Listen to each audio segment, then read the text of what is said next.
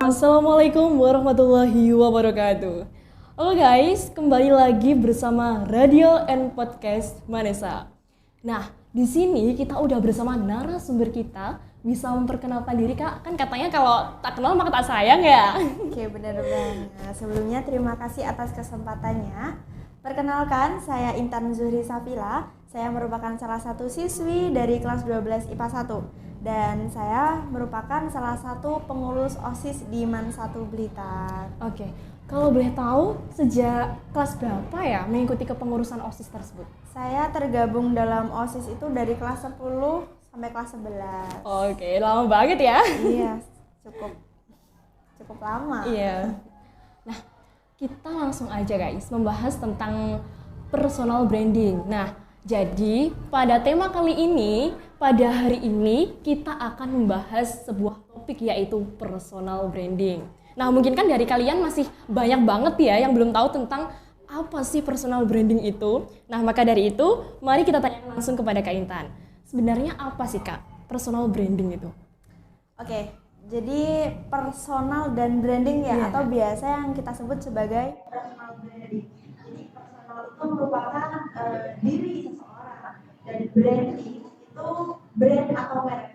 Jadi bisa dikatakan personal branding itu merupakan salah satu upaya seseorang dalam meningkatkan atau menjual karirnya. Jadi di mana orang lain itu bisa lebih mengenali diri kita melalui personal branding itu.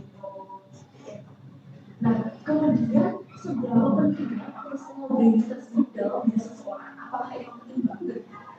Oke, kalau misalnya pribadi sih bisa dikatakan personal branding itu penting karena ketika kita mempunyai atau memiliki personal branding itu kita bisa lebih dikenal dan dipercaya orang lain.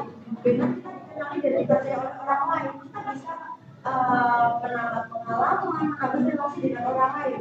Terus spesifik pentingnya itu lebih ke kayak, oh ini loh dia, oh ini loh Intan, punya brandnya ini. Misalkan kebetulan saya tuh sukanya di bidang public speaking. Oh Intan ya, Intan itu ya suka public speaking gitu ya. Nah, jadi dengan itu kayak orang lain tuh bisa lebih mengenali diri saya sendiri. Mungkin barangkali saya bisa diundang di mana diajak podcast gitu ya. Gitu. Nah, lanjut. Tujuan dari personal branding tersebut apa? Oke, untuk tujuannya seperti yang sudah saya katakan tadi, personal branding itu untuk gimana caranya orang lain itu lebih mengenali dan lebih mempercayai kita. Jadi personal branding itu penting, itu tujuannya ya itu tadi, biar orang lain itu bisa percaya pada diri kita. Kalau misalkan kita tidak memiliki personal branding, gimana orang lain itu bisa kenal dengan diri kita, gimana orang lain itu bisa komunikasi dengan kita, gimana orang lain itu bisa percaya dengan kita. Jadi penting banget biar kita tuh bisa lebih dikenal oleh orang lain. Tanpa memiliki personal branding, mungkin orang lain sama sekali tidak pernah mengenal kita. Jadi kita sama sekali tidak punya brand kan. Oke, terus bagaimana cara kita meningkatkan personal branding tersebut dalam diri seseorang? Oke, kalau menurut aku pribadi, itu ada beberapa cara yang dapat kita lakukan untuk meningkatkan personal brandingnya. Jadi yang pertama itu adalah personality atau kepribadian seseorang, di mana seseorang tersebut itu dapat menunjukkan suatu kepribadian atau karakteristiknya kepada orang lain. Jadi ketika kita mampu menunjukkan kepribadian kita yang baik, karakteristik kita yang baik, itu orang lain dapat lebih mengenal dan percaya kita. Beda lagi kalau kita tuh dia sama sekali tidak menunjukkan itu ke orang lain, apa sih aku dia aku sama sekali tidak tahu. Terus yang kedua itu adalah knowledge, pengetahuan yang kita miliki. Jadi dengan pengetahuan yang kita miliki itu mungkin bisa didapatkan dari pengalaman, terus gimana cara kita mengekspresikan pengalaman itu kepada orang lain. Jadi mungkin dengan pengalaman yang kita miliki, orang lain itu jadi tertarik dengan diri kita, sehingga kita bisa lebih menjual personal branding kita gitu. Terus yang ketiga itu adalah skill atau kemampuan yang kita miliki. Dengan adanya skill dan kemampuan itu sudah secara tidak langsung sudah mampu membentuk personal diri dari dalam diri seseorang. Kenapa? Karena misalnya tanpa kita memiliki skill atau kemampuan sama sekali tidak memiliki, gimana orang lain bisa percaya kita kalau kita tidak menunjukkan apa-apa yang bisa memiliki kebermanfaatan untuk orang lain. lain. Misal kita jago public speaking, kemudian kita bisa diajak kolaborasi saat acara mungkin ada resepsi pernikahan, kemudian kita diundang menjadi master of ceremony atau MC. Jadi kan kita kan biasanya tuh dikasih budget ya, maka itu hal yang bisa menjual personal branding dalam diri kita. Terus yang selanjutnya atau yang keempat itu adalah value atau suatu nilai kepercayaan diri kita dalam berbuat kepada orang lain. Kita udah punya skill, kita udah punya knowledge yang bagus, kita udah personality yang bagus, tapi orang lain tidak percaya dengan kita. Itu sangat merusak personal branding dalam diri dalam seseorang. Karena dengan value, pengalaman, karakteristik yang bagus itu orang lain akan lebih percaya pada diri kita gitu. Terus kemudian yang kelima itu adalah skill communication atau komunikasi, di mana cara kita untuk selalu berinteraksi yang baik atau berhubungan baik dengan orang lain. Misal kita udah punya personal branding tapi kita sama sekali tidak punya skill komunikasi yang baik dengan orang lain, gimana cara kita mengekspresikannya gitu. Jadi skill komunikasi itu bisa dijadikan sebagai salah satu upaya untuk meningkatkan atau mempertahankan personal branding kita. Nah, contoh yang dapat kita lakukan dalam kehidupan sehari-hari itu misalkan apabila kita menjadi seorang pemimpin, kita harus mampu menjadi seorang pendengar yang baik untuk anggota kita. Jadi kita harus bisa menerima pendapat, kritik, saran, masukan dari semua teman-teman kita.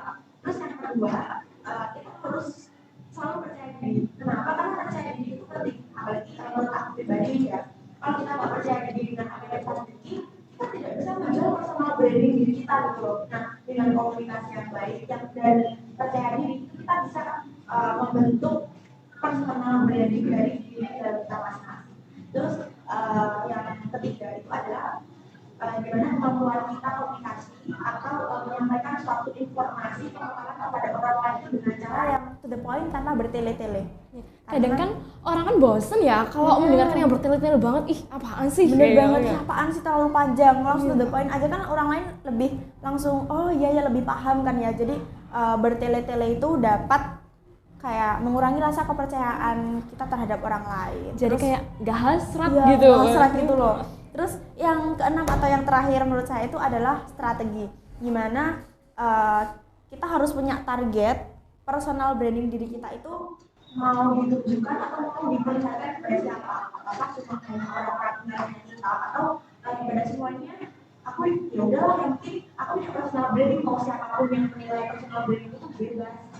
Terus kita juga punya apa ya kayak tujuan kita punya personal branding itu apa, jadi harus jelas nih mau diarahkan mana gitu, jadi harus tahu gitu ya. Seperti itu merupakan cara-cara menurut saya untuk dapat meningkatkan personal branding kita. Personal branding itu kan juga salah satunya untuk menambah hasrat seseorang kepada kita. Ya, benar. Gitu. Nah, terus bagaimana sih Kak caranya mempertahankan personal branding tersebut? Oke. Yang pertama yang dapat kalian lakukan untuk mempertahankan personal branding dalam diri kalian itu adalah yang pertama kalian tuh yakin.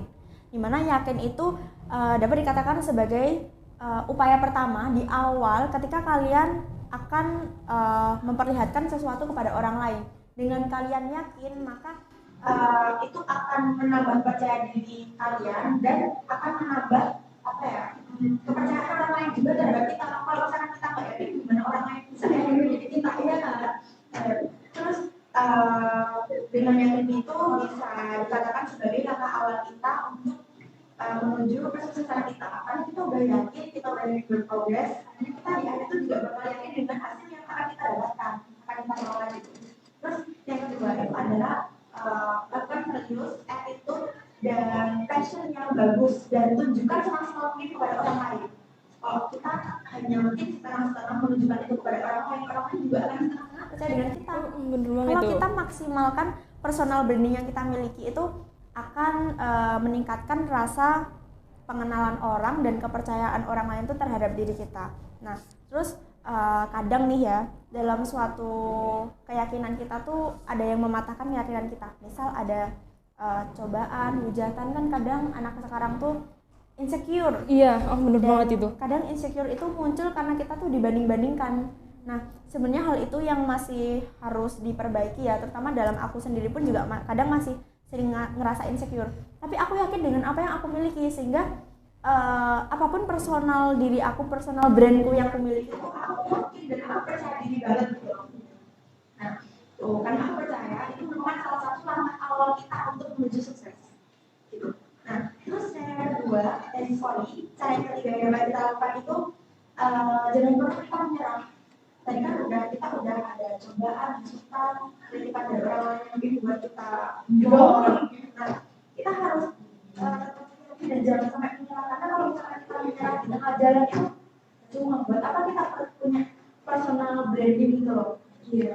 Nah, terus selanjutnya itu jadikan personal branding kita itu menjadi sebuah kebiasaan atau habit.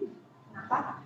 Karena dengan kita terbiasa itu kayak secara tidak langsung kita terus bisa mengimplementasikan personal branding kita. Kadang-kadang kita masih sering nggak sih menemui orang yang ketika kita pertama ketemu, first impression ketika kita ketemu orang itu seperti ini, tapi pas kedua kali ketemu itu kan udah beda. Iya. Nah, itu kadang tuh disebabkan oleh karena orang tersebut itu tidak menerapkan personal brandingnya tuh secara terus menerus, tidak terbiasa. Dia tuh kadang suka aku di depan bagus, maksudnya aku pertama kali ketemu harus menunjukkan ini tuh. Bodo amat untuk pertemuan keberapa kalinya tuh aku udah biasa aja, kalau udah. Nah, itulah yang merusak personal branding seseorang. Jadi kenapa kita perlu meningkatkan personal branding dengan mulai kebiasaan, karena kita terbiasa dan akhirnya orang lain itu benar-benar percaya dengan apa yang kita miliki melalui personal branding seperti itu.